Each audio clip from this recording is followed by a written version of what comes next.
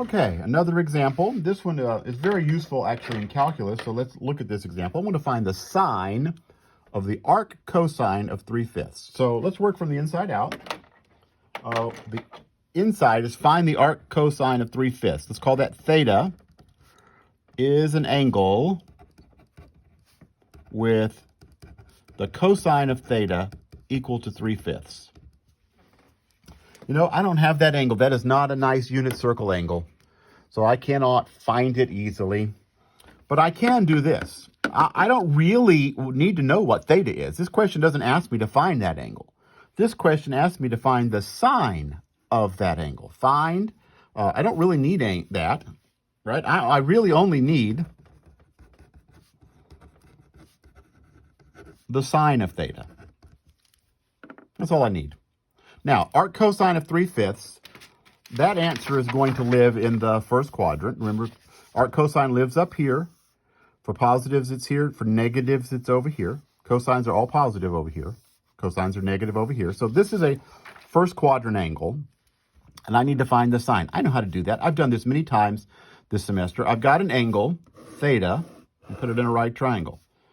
And I know the angle theta, the cosine of theta, adjacent over hypotenuse, is 3/5. I know that. I don't need to know what that angle is. I need to know what the sine of that angle is. And I use the Pythagorean theorem to find that that side is 4. So the sine of that angle, the sine of the arc cosine of 3/5 is, the sine is opposite of 4/5.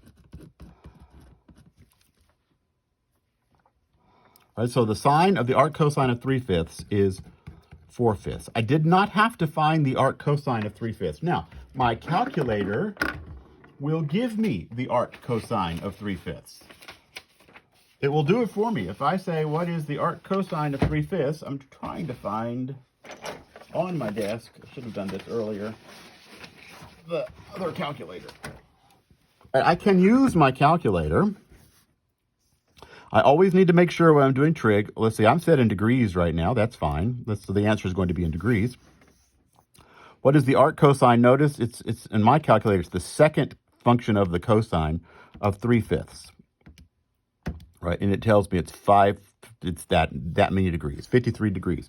I didn't need to know that, but my calculator will give me that arc cosine. I guess I could then find the sine of that to check my previous answer. The sine of the answer is 0.8, which is 4/5, right? So we got it right. The tangent of the arc sine of negative 2/3. Arc sine. This is really going to be arc sine of negative 2/3. It's somewhere down, right? Arc sine lives on the right half. So arc sine of a negative angle is going to be down here with a negative angle. I don't know about what angle it is, but I can look at its reference angle, right? If I call this angle theta, its reference angle, whatever its reference angle, has sine opposite over hypotenuse, right? Right, the reference angle, the sine of theta is negative 2/3. That's what, right? I'm looking for an angle whose sine is negative 2/3. So the sine of its reference angle, I'll call it theta prime, is 2/3. There's the sine of the reference angle. I can find this side. Let me write adjacent. Adjacent squared plus 2 squared equals 3 squared. A squared plus 4 equals 9. A squared equals 5. A is square root of 5. That's square root of 5. Now I'm supposed to find the tangent of my reference angle is 2 over the square root of 5.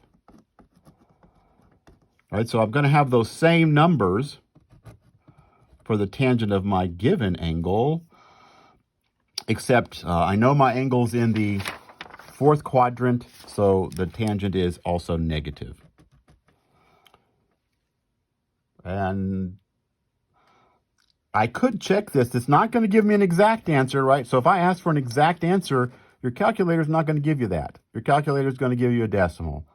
So if I need an exact answer, don't just plug it in your calculator. Some of you are still doing that. When I ask for an exact answer, you're putting things in your calculator and giving me approximate answers. This one, we were lucky. It gave us exact answers with our calculator. This one will not. So I'm going to put these videos up. I will send you out an email in just a minute.